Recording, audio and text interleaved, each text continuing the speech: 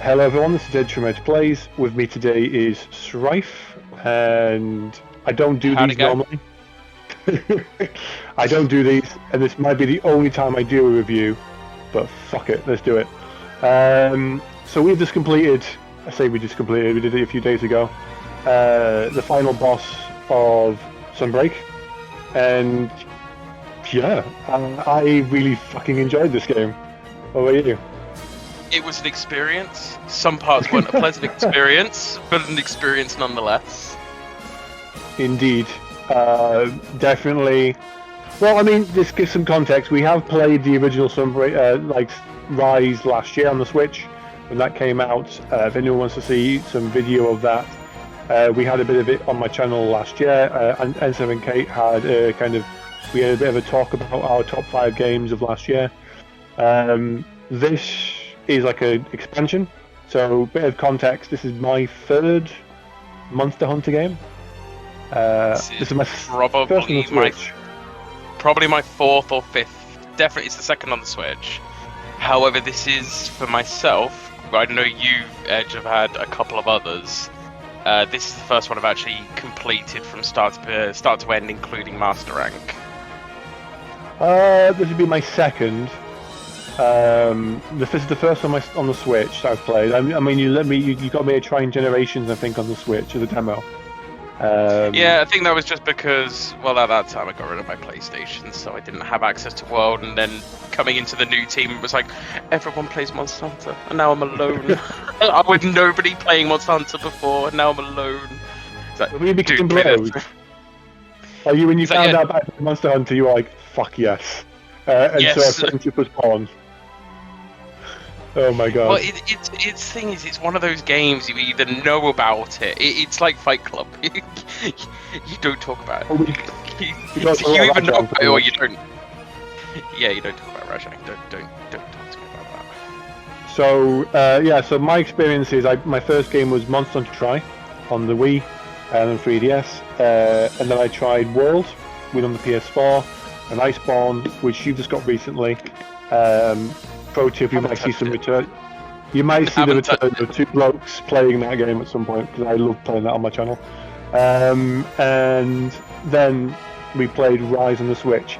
So thoughts: I really enjoyed the expansion. I was kind of up in the air about it, because I think we both discussed recently with the base game of Rise, it kind of felt a bit lackluster for me personally. Yeah. It felt. I don't want to say it, but I'm going to, because I don't care at the same time. It felt unfinished. I feel like in comparison, let's just sort of set the baseline for this sort of comparison. We're not going to compare it to the older games, because the older games are a thing of their own. I mean, I started on the first original Monster Hunter when I got it on a cracked PlayStation Portable, which was hella fun. Blangoggle can bugger off. When we're doing these comparisons, let's compare it to World, because it is the closest thing to it. It's the new generation of Monster Hunter. Comparing it to World, it's a first initial game, so Rise itself was very lackluster. It was missing out on so much of the content that I feel the World had. When it came to the event quests, yes, we had plethora of event quests, but it was the same over and over. It was like you got a few stickers, you got a few emotes. Yeah, we had the few where it was like you got the new armor sets, the transmog sets as such, which was cool. I would have loved more of that, but it was like. I remember it in Worlds, because at that time I played Greatsword for a bit, and getting the Wyvern blaster thing, the rocket-powered Greatsword, getting stuff like that, which had a story behind it. It came from a contest winner, and they put it in the game, and it was an actual weapon. It was a bloody good weapon at the time as well. Yeah. There was none of that. There was not the same hype that a lot of the event quests were just kind of reskins or very basic things. I think half of them were glasses at one point in the beginning. Yeah, it was like you got blue glasses. You got. I'll tell you what. Let's have a quick look.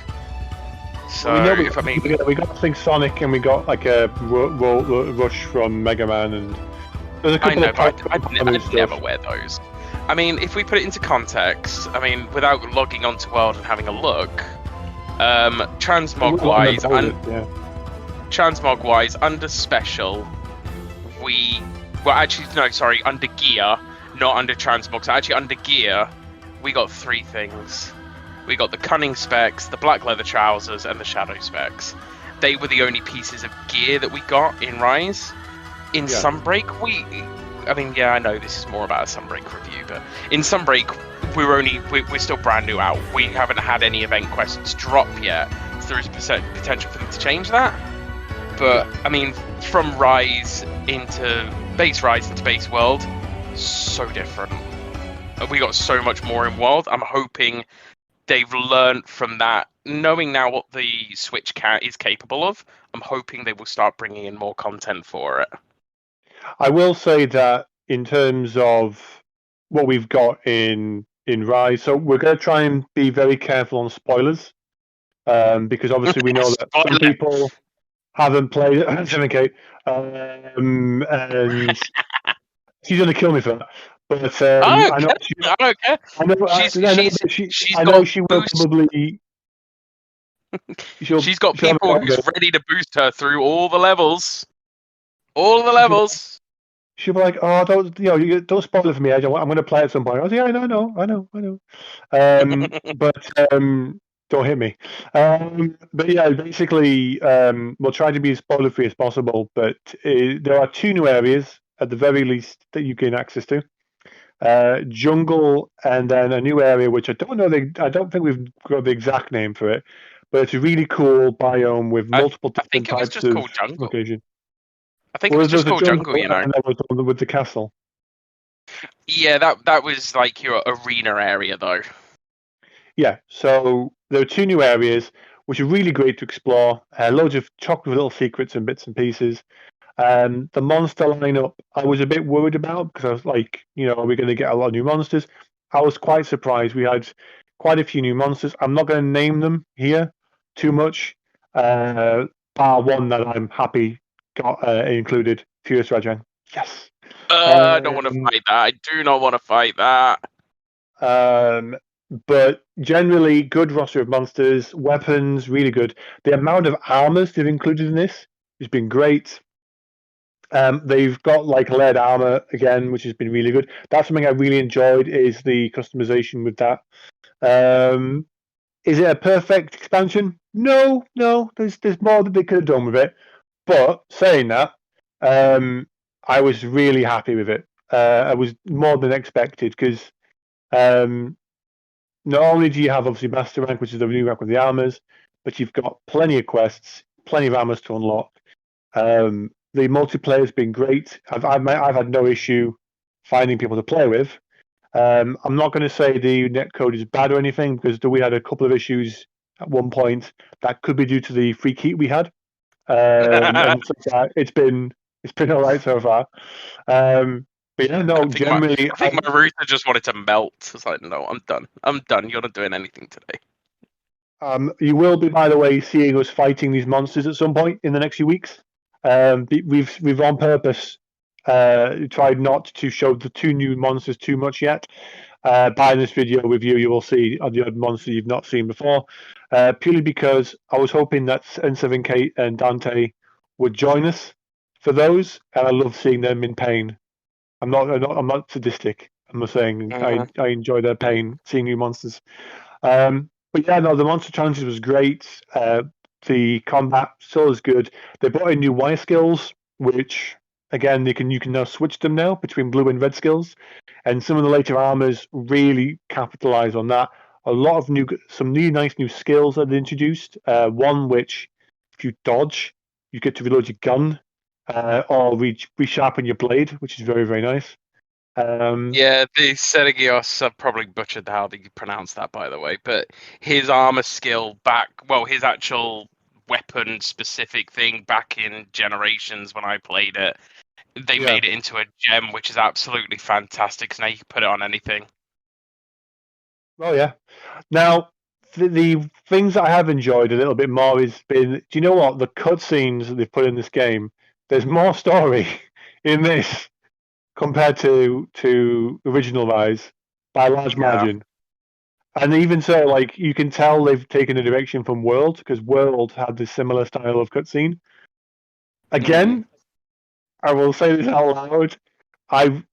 They haven't quite grasped some of the character things. Like, for example, the new quest master. They seem to like assume that we know or care for these characters quite quickly. The handler from World, I think we can either say no one likes the handler from World because I just kind of love the fact that there's the story there, but I kind of don't understand why they put. I mean, I can get it. The people will really eat that stuff up, but sometimes when I'm on a session with it, it's like, yeah, I'll watch the cutscenes. Yes, I'll read the little bit after I finish the quest. But then when it's ready to go talk to her to pick up the new quest, I don't give a crap what she has to say. It's like skip, give me the next quest. Yeah. That's it. I just want my next quest. I have a lance that wants to kill things. Let me go. I like that the cutscenes are in like the urgent quests, so you're kind of getting the story at only set intervals, so you can really focus on the quests. Quests again, really easy to join a quest. Like it's. I'm glad that they've taken on board. If you want people to join, play online, because Worms Hunter's not been known for its multiplayer. There is one thing that this does better than World, and that is you don't have to have seen a fucking cutscene to join. But that's a pet hate. This has been my kind of first review, so it's not like very scripted or very. This is all. We haven't scripted any of this. If you liked what you heard from us both, and you want to see more of us kind of reviewing some of these games and our thoughts, leave a comment at the bottom. If you want to know more about the game, or if you want to see more bits and pieces, let us know what you want to see. We will be definitely uploading some videos very soon. I think that's pretty much our review. I don't want to make it too long, but thank you for listening to us. Again, like I said, it's a very good game. Support it, definitely. If you've never played the Monster Hunter before, definitely give it a look, because I think you'll be pleasantly surprised.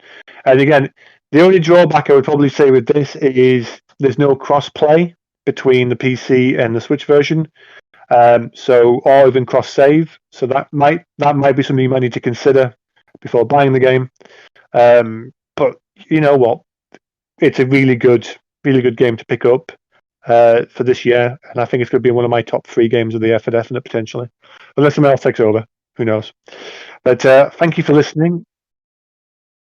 Well, that's true. There's the new Harry Potter game at some point, so who knows? My wife will probably be playing that. Fantastic. Have a fantastic evening, everybody. And as always, I'm going to steal this line. No, I'm not going to steal the line. Do I steal? No, I'm not stealing the line, because that'll be dick move. Happy gaming. Ha ha ha.